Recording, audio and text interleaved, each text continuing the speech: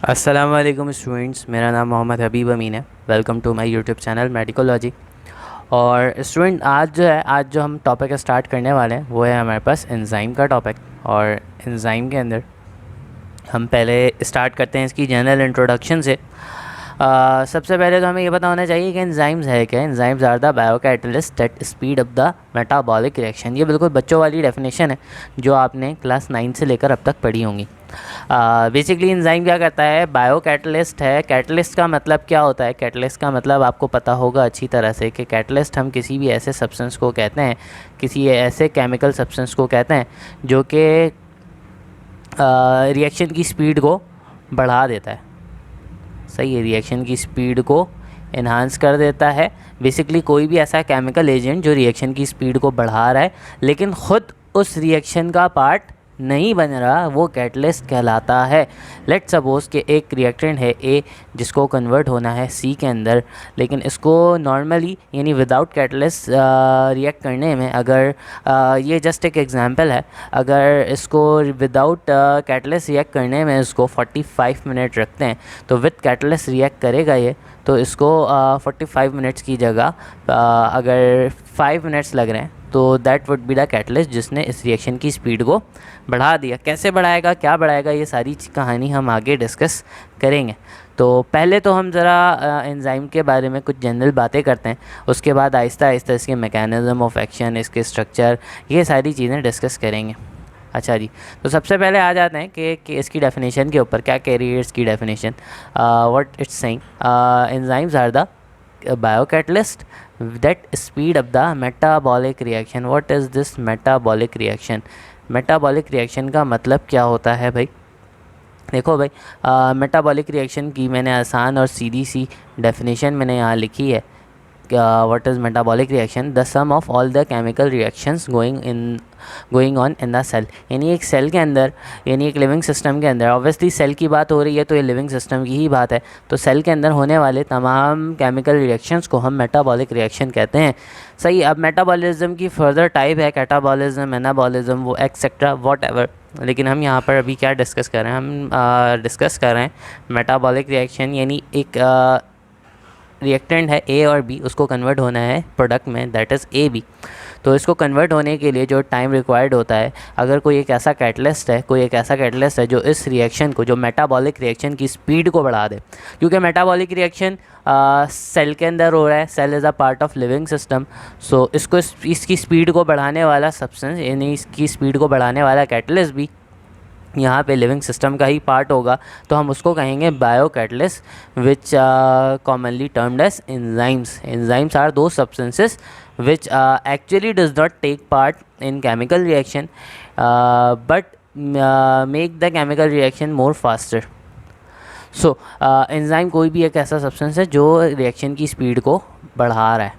अच्छा जी, कुछ catalytic properties हैं जो कि हम यहाँ पर डिस्कस करेंगे एंजाइम से रिलेटेड। कुछ कैटालाइटिक प्रॉपर्टीज़ हैं, कुछ ऐसी बातें हैं जो एंजाइम से रिलेटेड हम यहाँ पर बात करेंगे। देखो भाई, सबसे पहले क्या है? सबसे पहले enzyme increase the speed of chemical reaction by exponent 10 to the power 6 to 10 to the power 14। यानी एक बहुत बड़ा डिजिट है, यानी 10 के आगे अगर आप 6 ज़ीरो लगा दो, ऑलमोस्ट दिस, तो ये जो वैल्यू बनेगी दिस वन, यानी 1 लाख टाइम बढ़ा देता है एंजाइम केमी रिएक्शन की स्पीड को। किससे? अनकैटलाइज रिएक्शन, यानी एक रिएक्शन जो कि विदाउट कैटलिस्ट, विदाउट एंजाइम हो रहा है, और एक रिएक्शन जो कि विद एंजाइम हो रहा है, उन दोनों की स्पीड में मिनिमम जो है 1 लाख टाइम का डिफरेंस होगा। यानी एंजाइम जो है बहुत ज़्यादा स्पीड को बढ़ा देता है। अच्छा, मैं एक बात आपको बता दूं कि नॉर्मली क्या करते हैं हम, जब एक नॉर्मल रिएक्शन हम बॉडी में यानी इन विट्रो जब हम कोई काम कर रहे होते हैं तो हम क्या करते हैं, आउटसाइड यानी केमिकल लैब में अगर हमें कोई रिएक्टेंट को प्रोडक्ट में कन्वर्ट करना है तो हम क्या करते हैं, हम हीट सप्लाई करते हैं, हम उसको हीट सप्लाई करते हैं। मेजॉरिटी ऑफ रिएक्शन हम हीट की मदद से ही कर रहे होते हैं। आपने केमिस्ट्री में पढ़ी होंगी ये चीज़ें। लेकिन आपको पता है हमारी बॉडी का एनवायरनमेंट होता है constant, that is around 37 degree centigrade. अब बॉडी के एनवायरनमेंट को इससे ज़्यादा नहीं बढ़ाया जा सकता। सही है, बॉडी में एक एनवायरनमेंट को इससे ज़्यादा नहीं बढ़ाया जा सकता। एक बात तो ये, दूसरी बात ये कि हमारे सेल के अंदर मल्टीपल रिएक्शन एक साथ चल रहे हैं।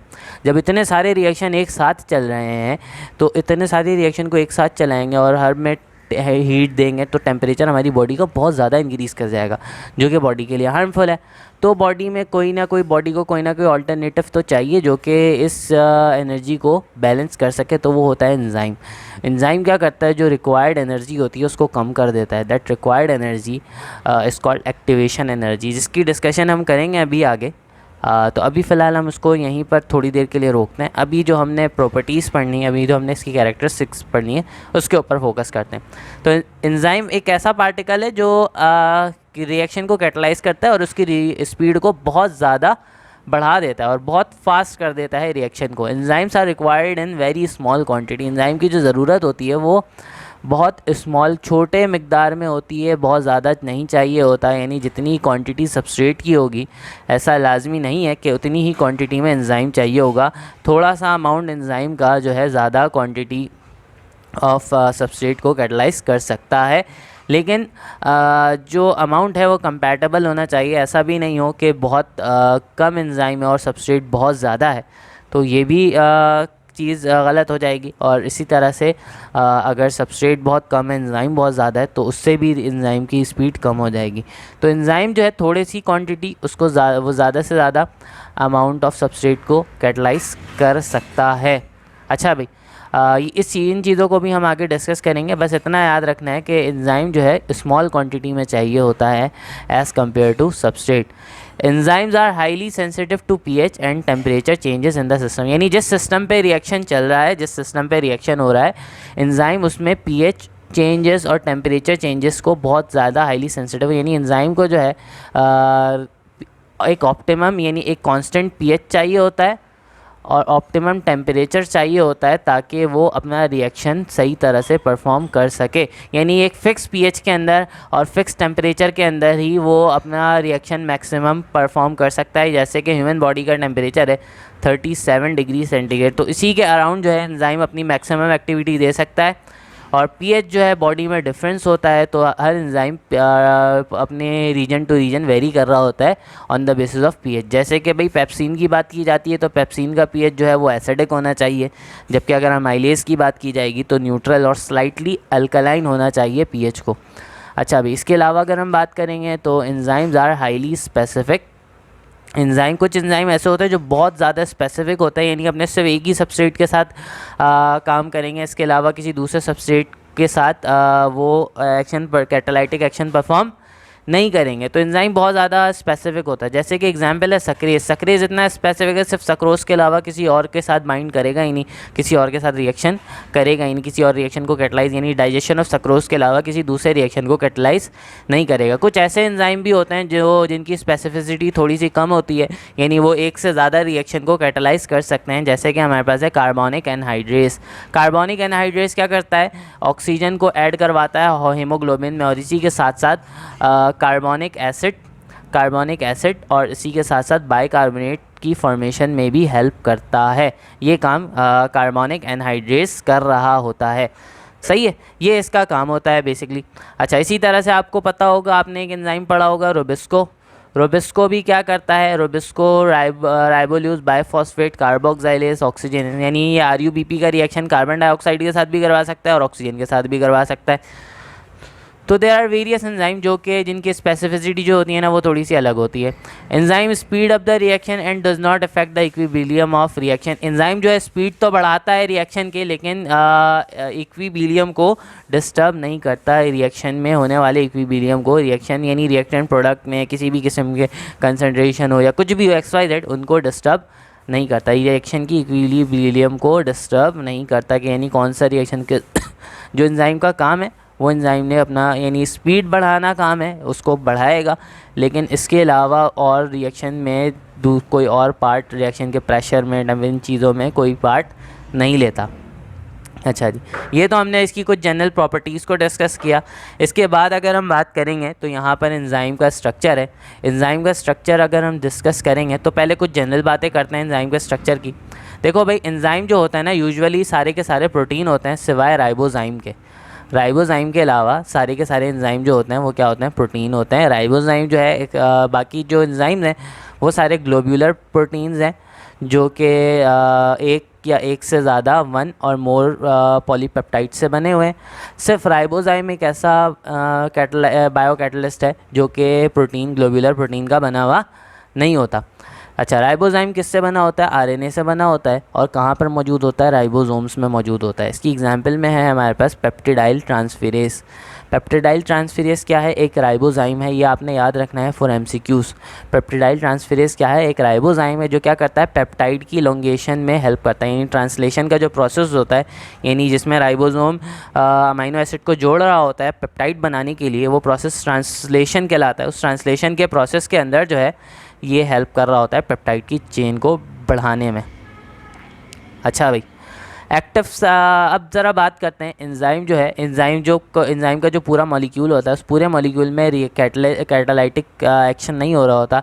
एक स्पेसिफिक पार्ट होता है एंजाइम के अंदर जहाँ पे कैटालाइटिक एक्शन हो रहा होता है। वो स्पेसिफिक पार्ट कहलाता है एक्टिव साइट। वो स्पेसिफिक पार्ट क्या कहलाता है? वो स्पेसिफिक पार्ट हमारे पास कहलाता है एक्टिव साइट।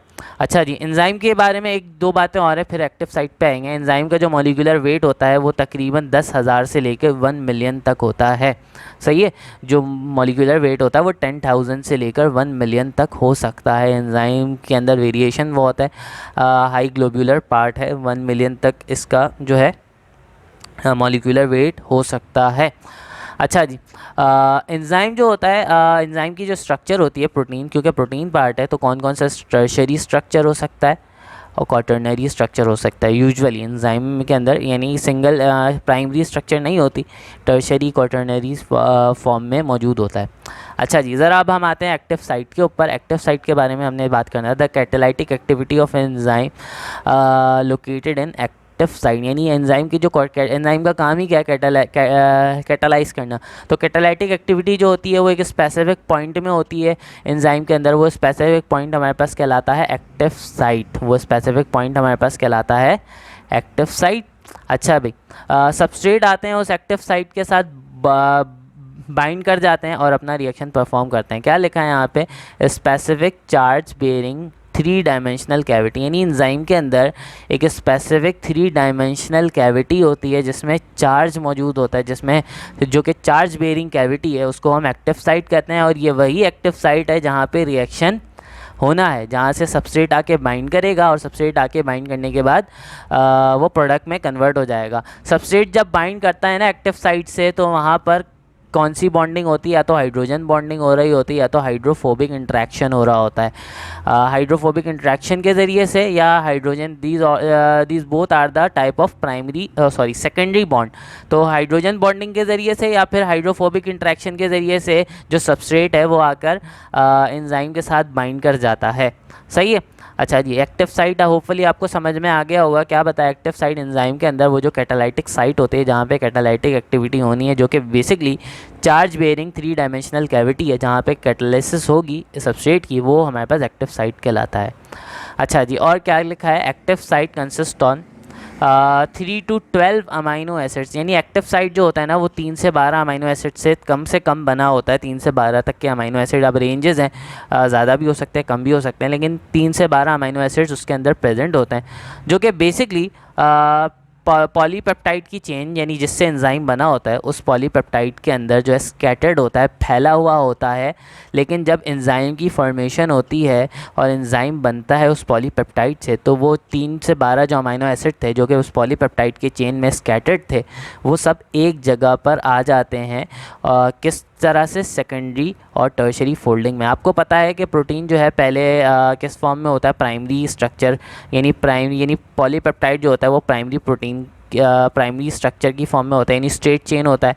और फिर जब इनमें फोल्डिंग स्टार्ट होती है तो उन फोल्डिंग के बाद जो यहाँ पे ये 3 से 12 अमाइनो एसिड थे जिनसे एक्टिव साइट ने बनना है, वो सब एक साथ करीब आ जाते हैं। मैंने यहाँ पर एक डायग्रामेटिकली शो करने की कोशिश की है कि भाई जैसे कि ये पूरा पॉलीपेप्टाइड चेन है, ये जो रेड से दिखाया है ये पॉलीपेप्टाइड चेन है, पॉलीपेप्टाइड की चेन है।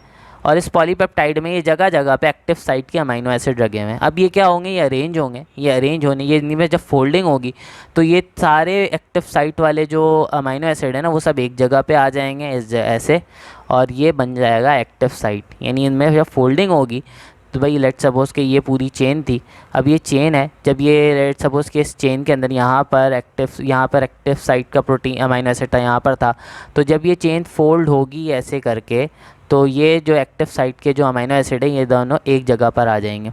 तो इस तरह से यह एंजाइम का मॉलिक्यूल बन गया इस पूरी प्रोटीन की चेन से, और ये बन गया एक्टिव साइट। अच्छा जी, इसकी एग्जांपल में जैसे कि एल्डोलेज एक एंजाइम है, उस एल्डोलेज एंजाइम के अंदर जो है हमारे पास एक्टिव साइट के अंदर जो अमीनो एसिड है वो है ग्लाइसिन है, हिस्टिडीन है और अलानीन है। ये सारे अमीनो एसिड हैं जो कि एल्डोलेज एंजाइम के अंदर मौजूद होते हैं। तो ये आपने याद रखना है फॉर MCQs। ठीक है जी। अच्छा जी, आगे हम बढ़ते हैं। होपफुली सारी चीज़ें डिस्कस कर ली, सारे पॉइंट डिस्कस कर लिए। मैंने पॉइंट इसलिए लिख के रखे हैं ताकि भाई ज़्यादा टाइम ना लगे, ज़्यादा लंबी वीडियो ना हो जाए। अच्छा जी, active sites consist on 2 functional region. जो एक्टिव साइट होता है ना उसके 2 पार्ट होते हैं, एक कहलाता है बाइंडिंग साइट, एक कहलाता है बाइंडिंग साइट और एक कहलाता है कैटालाइटिक साइट। तो जो बाइंडिंग साइट है, पहले जो एंजाइम है, एंजाइम के अंदर जब सबस्ट्रेट आएगा उस सबस्ट्रेट एंजाइम के साथ बाइंड करेगा, तो जिस साइट से बाइंड हो रहा है यहाँ पे वो अमीनो एसिड होंगे जिन्होंने हाइड्रोजन बॉन्डिंग या हाइड्रोफोबिक इंट्रैक्शन करना है सबस्ट्रेट के साथ। तो ये हमारे पास क्या कहलाएगा, ये बाइंडिंग साइट कहलाएगा। सही है। और बाइंडिंग साइट के बाद एक साइट ऐसा होगा, जब वो बाइंड कर जाएगा तो एक साइट ऐसा होगा जिसको हम कहेंगे कैटालाइटिक साइट। ये क्या करेगा, एक्टिवेशन एनर्जी को कम करेगा। यानी ये बेसिकली जो कैटालाइटिक प्रॉपर्टी हो गई, यानी ये कैटालाइटिक साइट क्या करेगा, रिएक्टेंट को प्रोडक्ट में कन्वर्ट कर देगा। कैटालाइटिक साइट क्या कर रहा है, रिएक्टेंट कैसे कन्वर्ट करता है वो हम अभी आगे के टॉपिक में डिस्कस करेंगे। अभी बस आपने इतना याद रखना है कि एक्टिव साइट की 2 साइट है। बाइंडिंग साइट वो साइट है जहाँ पर सबस्ट्रेट आकर एंजाइम के साथ अटैच होगा, यानी दोनों के बीच में बॉन्ड बनेगा। कौन सा बॉन्ड बनता है, हाइड्रोजन बॉन्ड बनता है और हाइड्रोफोबिक इंट्रैक्शन बनता है। तो यानी यहाँ पे वो सारे अमीनो एसिड्स होंगे जिन्होंने ये बॉन्डिंग करनी है। और कैटालाइटिक साइट्स वो होंगे यानी जहाँ से वो रिएक्टेंट फाइनली प्रोडक्ट में कन्वर्ट हो जाएगा। और बात करते हैं non protein part of enzyme. अच्छा, प्रोटीन लाजमी नहीं है कि एंजाइम पूरा का पूरा प्रोटीन से बना हो। अगर पूरा का पूरा प्रोटीन से बना हुआ है तो वो एंजाइम हमारे पास कहलाता है प्रोटियो एंजाइम कहलाता है। अच्छा, ऐसा भी होता है कि एंजाइम के साथ साथ एंजाइम को कुछ नॉन प्रोटीन पार्ट की भी ज़रूरत पड़ती है। तो जो नॉन प्रोटीन पार्ट होता है ना एंजाइम का, फिर सबसे पहले हमारे पास यहाँ पर अगर नॉन प्रोटीन पार्ट है कोई एंजाइम का, तो फिर वो यूजुअली हमारे पास कोफैक्टर कहलाता है। सही है। अच्छा, सिंध बोर्ड में लिखा हुआ है कि ये प्रोस्थेटिक ग्रुप है। मैं आपको ये चीज़ें अभी एक्सप्लेन करूँगा, तो अभी आपको इसके लिए परेशान होने की ज़रूरत नहीं है। अगर आप सिंध बोर्ड के स्टूडेंट हो तो अभी ज़रा पहले ये समझ लो। सबसे पहली चीज़, ये कोफैक्टर या फिर नॉन प्रोटीन पार्ट जो है एंजाइम के, उसकी कैरेक्टरिस्टिक यानी उसके अंदर क्या क्या फ़ीचर्स होते हैं, पहले इसको ज़रा देख लेते हैं, फिर उसके बाद आगे की बात करेंगे हम। पहली चीज़, कोफैक्टर या फिर ये नॉन प्रोटीन पार्ट का काम क्या करता है, ये हेल्प करता है अटैचमेंट ऑफ सबस्ट्रेट में, यानी सबस्ट्रेट को अटैच होने में हेल्प कर रहा होता है। दूसरा काम, ये कैटालाइटिक प्रोसेस में हेल्प करता है, यानी कैटालाइटिक प्रोसेस में हेल्प कर रहा होता है, यानी एंजाइम की कैटालिसिस को और ज़्यादा इन्हेंस करता है। और क्या करता है, establish the final shape of active site, यानी जब सबस्ट्रेट आकर एंजाइम के साथ अटैच हो जाता है तो एक्टिव साइट में चेंजेस आती हैं, उसकी शेप में मॉडिफिकेशन आती है। तो ये जो शेप में मॉडिफिकेशन आ रही होती है ये भी किसका पार्ट होता है, ये नॉन प्रोटीन पार्ट इसमें हेल्प कर रहा होता है। तो ये 3 फंक्शन है। पहली चीज़ अटैचमेंट में हेल्प करेगा, दूसरी चीज़ कैटालाइटिक एक्शन में हेल्प करेगा, तीसरी चीज़ जो है एक्टिव साइट की शेप मॉडिफिकेशन में हेल्प करेगा। सही है। अच्छा जी, अब एक चीज़ ज़रा यहाँ पर मैं आपको डिफरेंट एस्पेक्ट से बताता हूँ कि ऐसा एंजाइम, देखो आपको पता है कि जो प्रोटीन पार्ट होता है, अगर पूरा का पूरा एंजाइम प्रोटीन से बना हुआ है तो प्रोटीओ एंजाइम है। लेकिन अगर एक ऐसा एंजाइम है जिसको नॉन प्रोटीन पार्ट की भी ज़रूरत होती है तो वो हॉलो एंजाइम कहलाता है। सही है, वो क्या कहलाता है, हॉलो एंजाइम कहलाता है। अच्छा जी, हॉलो एंजाइम कहला रहा होता है, यानी हॉलो एंजाइम बेसिकली वो एंजाइम है, हॉलो एंजाइम वो एंजाइम है जिसको नॉन प्रोटीन पार्ट की ज़रूरत है। और एक कहलाता है एपो एंजाइम, हॉलो एंजाइम का ही पार्ट है। अब हॉलो एंजाइम के अंदर जो प्रोटीन पार्ट होता है, यानी हॉलो एंजाइम के अंदर कोफैक्टर के अलावा जो पार्ट होता है वो हमारे पास एपो एंजाइम कहलाता है। सही है, वो हमारे पास क्या कहलाता है, वो हमारे पास एपो एंजाइम कहला रहा होता है। अच्छा, अब बेसिकली क्या होता है, अब बेसिकली होता ये है कि कुछ बुक्स को कुछ जगहों पे आपको ऐसा भी मिलेगा कि देखो, क्योंकि ये एंजाइम ऐसे एंजाइम है जिनको किसकी ज़रूरत है, नॉन प्रोटीन पार्ट की भी ज़रूरत है। तो जब तक नॉन प्रोटीन पार्ट आएगा नहीं तो वो एंजाइम जो है इनएक्टिव रहेगा। तो जब तक वो इनएक्टिव रहेगा तो वो एपो एंजाइम कहलाएगा। सही है, तो इसका मतलब है एपो एंजाइम प्लस कोफैक्टर ये दोनों मिलके क्या बनाते हैं, हॉलो एंजाइम बनाते हैं। यानी एपो एंजाइम प्लस कोफैक्टर ये दोनों मिलके क्या बना रहे हैं, हॉलो एंजाइम बना रहे हैं। और हॉलो एंजाइम जब फॉर्म हो जाता है तो फिर ये क्या करता है, अपना कैटालाइटिक एक्शन परफॉर्म करता है। तो इसका मतलब है हम ये कह सकते हैं ना, यानी अगर कोफैक्टर को हटा दिया जाए तो ये हॉलो एंजाइम नहीं बनेगा। तो ये एपो एंजाइम जो होता है ये इनएक्टिव फॉर्म होती है एंजाइम की। तो कुछ बुक्स ऐसे भी डिफाइन करती हैं कि apo enzyme is the inactive form of enzyme.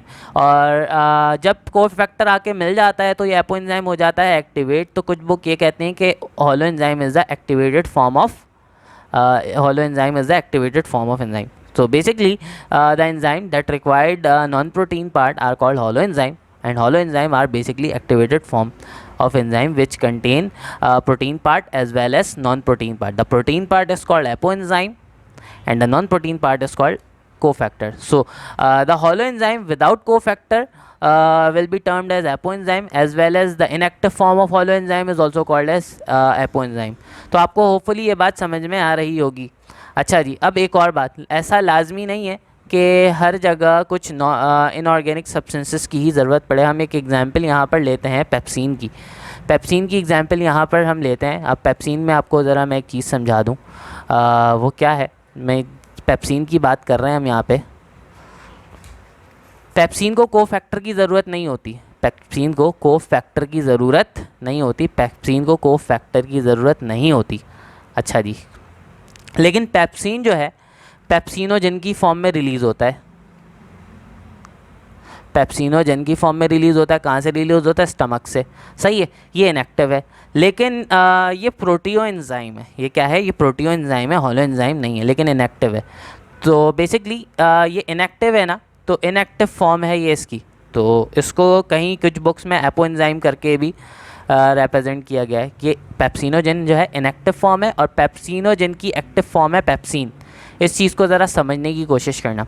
देखो भाई, पेप्सिनोजेन जो है वो इनएक्टिव फॉर्म है, सही है, और पेप्सिनोजेन एक्टिवेट होके क्या बन जाता है, पेप्सिन बन जाता है। तो बेसिकली होता ये है कि लेट्स सपोज कि ये एक एंजाइम है, ये लेट्स सपोज पेप्सिनोजेन है, ये इसका एक्टिव साइट है। इस एक्टिव साइट को कवर किया हुआ होता है कुछ इस एक्टिव साइट को यहाँ से कुछ कवर किया हुआ होता है कुछ पेप्टाइड फ्रेगमेंट्स ने, कुछ पेप्टाइड्स फ्रेगमेंट्स में। जब HCl रिलीज़ होता है ना, HCl, तो ये HCl इन पेप्टाइड फ्रेगमेंट को तोड़ देता है और तोड़ने के बाद ये कन्वर्ट हो जाता है पेप्सिनोजेन के अंदर। HCl क्या करेगा, इन पेप्टाइड फ्रेगमेंट को तोड़ देगा। HCl क्या करेगा, इन पेप्टाइड फ्रेगमेंट को तोड़ देगा। तोड़ने के बाद जब ये पेप्टाइड फ्रेगमेंट्स टूट जाएंगे तो फिर ये बन जाएगा एक्टिवेट हो जाएगा। एक्टिवेट होने के बाद ये पेप्सिनोजेन जो है, ये पेप्सिन। अब देखो यहाँ पे कोएंजाइम की ज़रूरत नहीं पड़ी, यहाँ पे सिर्फ फ्रेगमेंट था, यानी ताला लगा हुआ था इस एंजाइम को, जिसको ओपन किया HCl ने, और HCl ने ओपन किया होने के बाद जो है ये एक्टिवेट हो गया। तो कुछ बुक्स ऐसे भी लिखती हैं कि जो पेप्सिनोजेन जो है वो एपोएंजाइम है, यानी इनएक्टिव फॉर्म है, सही है, और पेप्सिनोजेन जो है वो हॉलो एंजाइम है, यानी एक्टिव फॉर्म है। जैसे मैंने आपको बताया था कि कुछ बुक्स जो है हॉलो एंजाइम को एक्टिव फॉर्म ऑफ एंजाइम और एपो एंजाइम को इनएक्टिव फॉर्म ऑफ एंजाइम भी कहती है। अब होता ये है कि एपो एंजाइम को एक्टिवेट होने के लिए लाजमी नहीं है हमेशा कोफैक्टर की ज़रूरत पड़े। जैसे कि यहाँ पे HCl ने क्या किया था, इसके बॉन्ड, इस पेप्टाइड फ्रेगमेंट के बॉन्ड को ब्रेक किया था और इसको कन्वर्ट कर दिया था हॉलो एंजाइम के अंदर। किसके अंदर, हॉलो एंजाइम के अंदर, सही है। और सम टाइम ऐसा भी होता है कि एपो एंजाइम को ज़रूरत पड़ती है कोफैक्टर की, तो जब कोफैक्टर आके इससे बाइंड करता है तो ये कन्वर्ट हो जाता है हॉलो एंजाइम के अंदर। सही है, होपफुली आपको ये बात समझ में आई होगी अच्छी तरह से। अच्छा जी, अब there are some types of cofactor as well, जिसमें हमारे पास एक है एक्टिवेटर। एक्टिवेटर क्या होता है? एक्टिवेटर बेसिकली जैसे आपको पता है कि ऐसे कोफैक्टर जो कि at the time of substrate, जब सबस्ट्रेट अटैच होता है तभी बाइंड करेंगे, यानी वो फिक्स नहीं होते। यानी जब सबस्ट्रेट एंजाइम के साथ अटैच होगा, जब सबस्ट्रेट एंजाइम के साथ बाइंड करेगा वो तभी आके बाइंड करेंगे, उससे पहले या उसके बाद में नहीं होंगे। यानी जब सबस्ट्रेट हो, जब रिएक्शन हो रहा होगा तब बाइंड करेंगे। इनमें हमारे पास कुछ इनऑर्गेनिक आइंस हैं, जैसे कि आयरन है, मैग्नीशियम है, कॉपर है, जिंक है। ये सब जो है, ये सब कोफैक्टर हैं जो कि at the time of reaction he bind करते हैं, तो ये कहलाते हैं हमारे पास एक्टिवेटर्स। ये हमारे पास क्या कहलाते हैं? एक्टिवेटर्स कहलाते हैं। सही एग्जाम्पल है हमारे पास, जैसे कि ग्लूकोज और एटीपी का रिएक्शन है, जिसमें क्या होता है, ग्लूकोज 6 फॉस्फेट बनता है ग्लाइकोलाइसिस के अंदर, और एटीपी बनता है ग्लाइकोलाइसिस का जो पहला ही रिएक्शन है। इसके अंदर जो एंजाइम मौजूद होता है वो होता है हेक्सोकाइनेस। हेक्सोकाइनेस की हेल्प करने के लिए जहाँ पे जो कोफैक्टर मौजूद होता है वो मैग्नीशियम आयन मौजूद है। अच्छा जी, कोएंजाइम क्या होते हैं? कोएंजाइम के बारे में, coenzyme are basically non protein part. ये लेकिन ये कैसे होते हैं? कोफैक्टर इनऑर्गेनिक था, ये ऑर्गेनिक होते हैं। ऑर्गेनिक होते हैं लेकिन ये डिटैचेबल होते हैं। डिटैचेबल का मतलब ये होता है कि भाई ये जब रिएक्शन होगा तभी आके बाइंड करेंगे और उसके बाद रिएक्शन होने के बाद ये निकल के अलग हो जाएंगे। तो ये डिटैचेबल होते हैं और ऑर्गेनिक होते हैं। तो ये याद रखना, कोएंजाइम डिटैचेबल होंगे और ऑर्गेनिक होंगे। ये दो चीज़ें, ये दो बातें आपने याद रखनी है कि ऑर्गेनिक होंगे और डिटैचेबल होंगे। तो ये हमारे पास एग्जांपल एटीपी है, एनएडी है, एफएडी है। जैसे कि भाई इथाइल अल्कोहल जो है जब एसिटाल्डिहाइड में कन्वर्ट होता है तो यहाँ पे जो एंजाइम है वो अल्कोहल डिहाइड्रोजिनेज है, जो कि एनएडी के साथ एक्शन परफॉर्म करता है और कन्वर्ट कर देता है इथानॉल को एसिटाल्डिहाइड में, यानी इसको एसिटाल्डिहाइड में कन्वर्ट कर रहा होता है। अच्छा जी, तो ये हमारे पास क्या है? कोएंजाइम। इसी के साथ साथ प्रोस्थेटिक ग्रुप भी होता है। प्रोस्थेटिक ग्रुप जो होता है ना, ये डिटैचेबल नहीं होता। पहली बात तो ये कोवेलेंटली बॉन्डेड होता है। इसकी कैरेक्टरिस्टिक्स में याद रखना है, कोवेलेंटली बॉन्डेड होगा एंजाइम के साथ, सही है, यानी डिटैच नहीं होगा। ऑर्गेनिक होगा और अनडिटैचेबल होगा, सही है। ये चीज़ें याद रखना आपने। हो सकता है आपके पास एमसीक्यूज़ में आ जाए डिफरेंसेस, हो सकता है आपके पास स्टेटमेंट आ जाए और आपसे पूछा जाए कि भाई आपके पास स्टेटमेंट लिखी हो कि अनडिटैचेबल और organic non protein part of enzyme is called, आगे नीचे प्रोस्थेटिक ग्रुप लिखा हो, कोएंजाइम लिखा हो, तो आप चूज़ करोगे प्रोस्थेटिक ग्रुप। इसकी एग्जाम्पल है जैसे कि पोरफायरिन है। पोरफायरिन साइटोक्रोम के साथ अटैच होता है। तो स्टूडेंट, होपफुली आज के लेक्चर, ऑलरेडी टाइम हमारे पास ज़्यादा लंबी वीडियो हो गई है ये वाली, तो होपफुली ये लेक्चर यहीं तक के लिए काफ़ी होगा। अब आगे की डिटेल, आगे की चीज़ें जो है ना हम अगले वीडियो में डिस्कस करेंगे इंशाल्लाह। तो यहाँ तक अगर आपको वीडियो पसंद आई है तो चैनल को ज़रूर सब्सक्राइब करना और वीडियो को लाइक करना। Thank you so much. अगली वीडियो में मुलाकात होगी। अल्लाह हाफ़िज़।